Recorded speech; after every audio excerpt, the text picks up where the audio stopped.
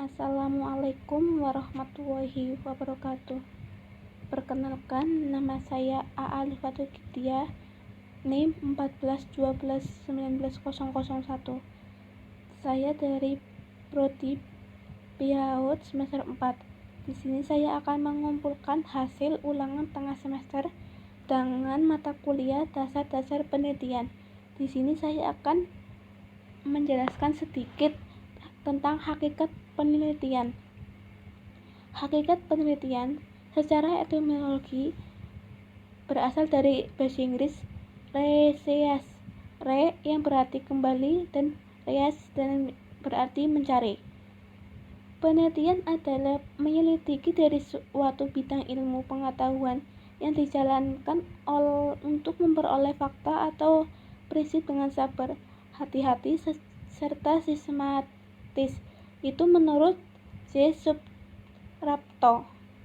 Yang kedua, penelitian adalah sebagai usaha untuk menemukan, mengembangkan, dan menguji kebenaran suatu pengetahuan. Itu menurut Sutrisno Hadi.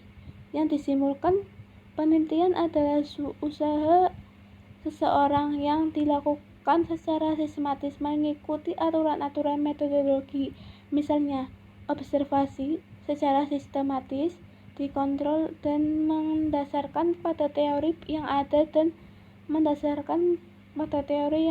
diperkuat dengan yang ada. Yang selanjutnya, alasan perlunya penelitian. Yang pertama yaitu karena pengetahuan, pemahaman, dan kemampuan manusia sangat terbatas dibandingkan dengan lingkungannya yang begitu luas. Banyak hal yang tidak diketahui, tidak dipahami, tidak jelas, dan menimbulkan keraguan dan pertanyaan pada peneliti.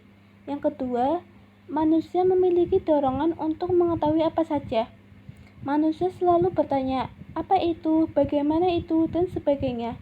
Dorongan ini tahu disalurkan untuk menambah dan meningkatkan pengetahuan dan pemahaman peneliti.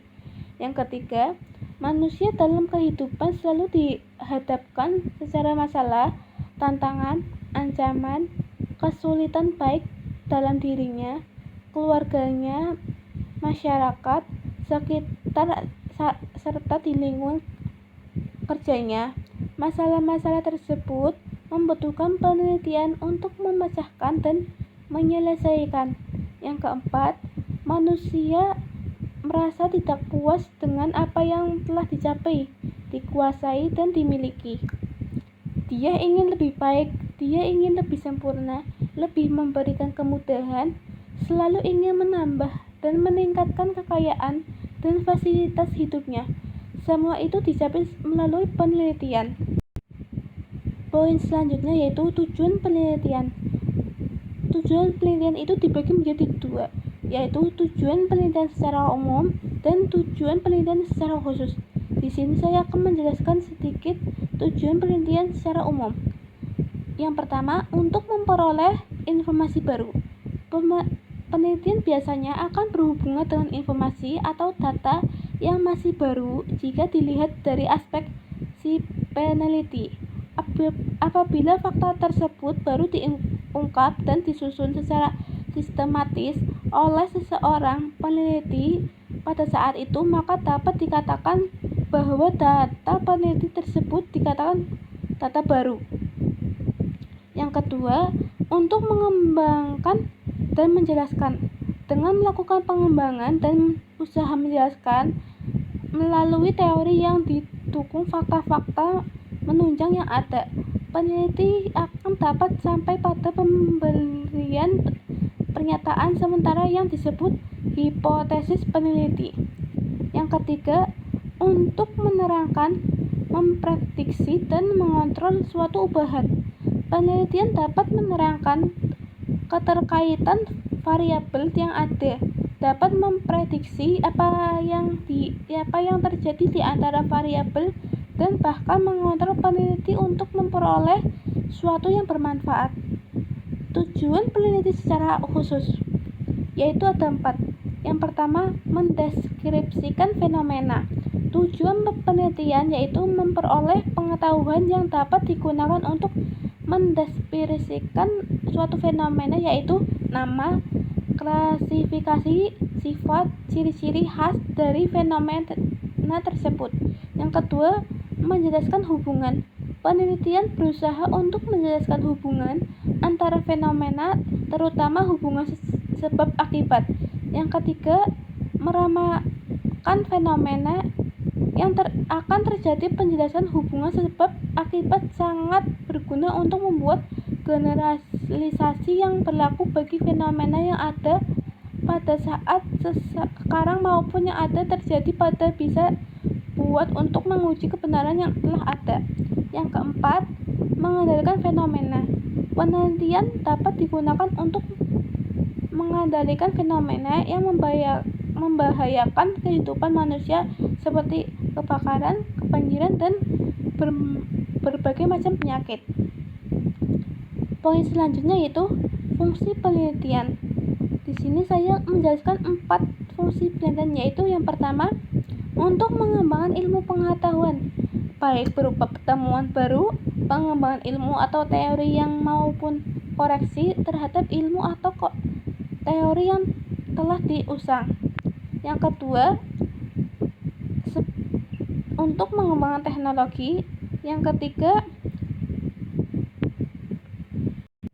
selanjutnya yang ketiga, untuk menemukan permasalahan penelitian. Untuk mengenal dalam pemilih penelitian permasalahan diperlukan kejelian dan penggunaan kriteria yang baik daripada peneliti. Yang keempat, menemukan sesuatu yang baru.